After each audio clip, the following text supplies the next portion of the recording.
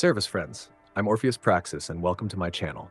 I bow with deep reverence before the flawless Buddha, the unsurpassed philosopher who taught us the principle of interdependence. There is no cessation and no arising, no destruction and no permanence, no coming and no going, no difference and no identity. In this complete calming of mental fabrications lies the supreme bliss. To you, the greatest teacher among the enlightened ones, I offer praise. What exists never ceases to be. What does not exist never comes into being. The basis of these two states is clearly seen by those who perceive essence. This is from the Bhagavad Gita, chapter 2, verse 16, translated by V.S. Semensov.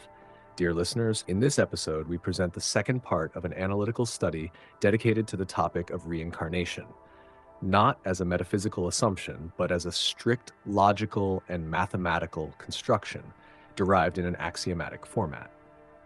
The goal of this work is not to describe some supposed subject that passes through birth, death, and rebirth.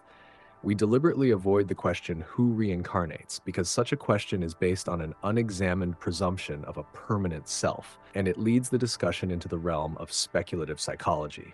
Instead, we define a rigorous system of axioms, derive logical consequences, and analyze all possible predicates, arguments, and counter-arguments, thus preserving the spirit of classical Madhyamaka analysis applied to the language of modern logic and mathematics.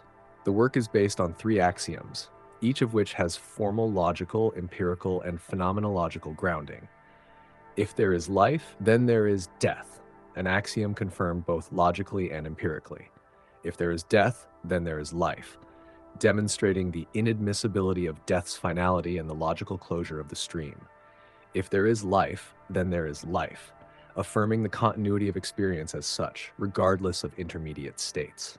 Every possible counter-argument, including claims of the finality of death, the notion of a third state, and others, is addressed systematically and followed to the point of complete logical exhaustion.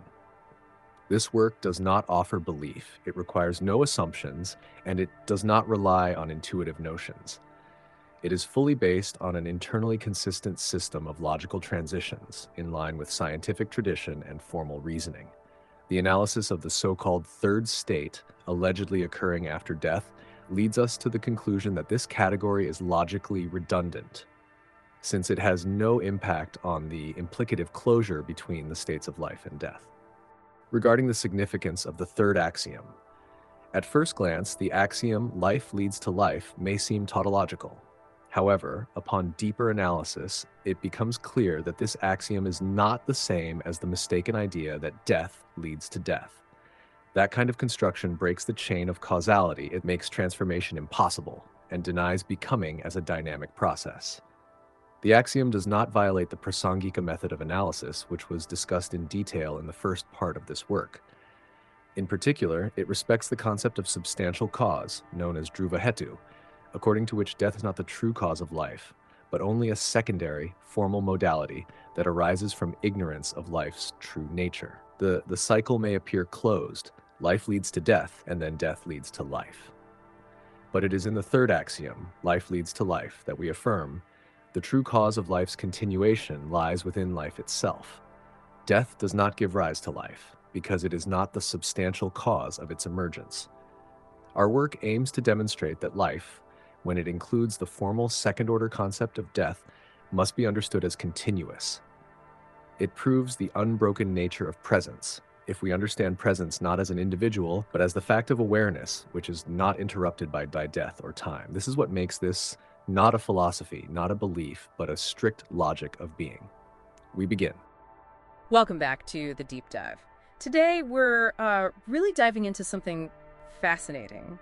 A scientific, almost purely logical take on reincarnation. Yeah, it's definitely not the way most people think about it. No souls or past life memories in the usual sense. Exactly. We're looking at a paper by Andrei Priest and Boris Batinin, The Axioms of Implicative Reincarnation. And the key thing, right, is they're not asking who is reborn. No, not at all. They're building a logical case for what they call the implicative reincarnation of a conditioned being.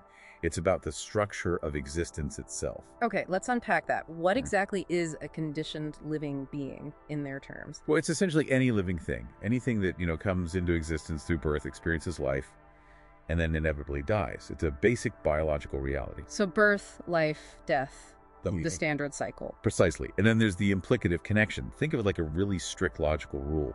If this, then that, one state directly necessarily leads to the next.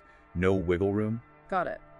And they define these states very clearly. There's the state of life, which they call A. Right, state A. And that's basically the capacity to sense existence, like feeling, I am, acting, having memory, consciousness shifts, all that. That's the core of it, yes. Yeah. The experience of being alive. Yeah. And it's contrasted with the state of death, or B. Okay, state B, and that's just cessation. Body stops, consciousness stops. Exactly. The biological and cognitive functions cease. They call it self-undefined because, unlike life, A, with its inherent awareness, death B doesn't have that internal point of view. It's defined by the absence of A.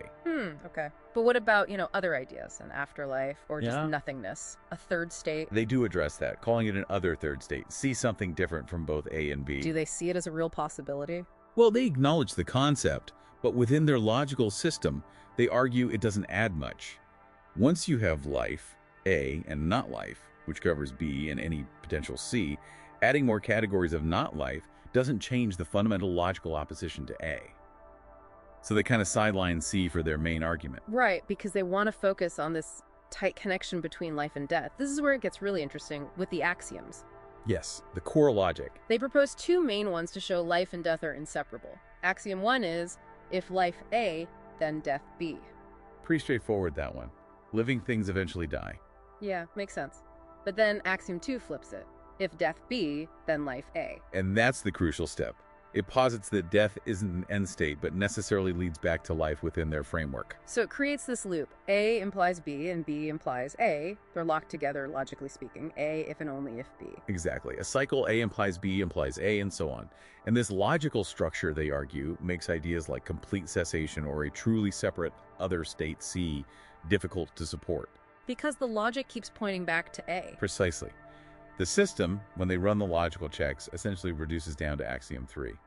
If life A, then life A. Which sounds a bit circular at first glance. It does, but their point is that life A is the starting point, the thing that experiences itself. Death, B, is just the necessary counterpart, the implication of life. It's a transition within the life process, not an escape from it. So life leads back to life. Okay, I see. It positions life A as the fundamental self-sufficient state. Yes, the state that is self-aware and self-initiating.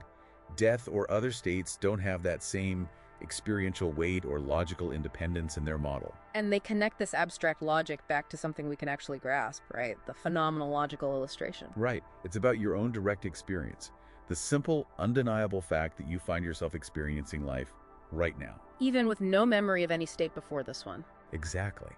That discovery of yourself in life is, for them, evidence that life returns to itself, maintaining a kind of fundamental continuity, even if personal memories don't bridge the gap. It's the presence of life that's the constant. And they even point to observable reality, like the continuous existence and growth of living populations.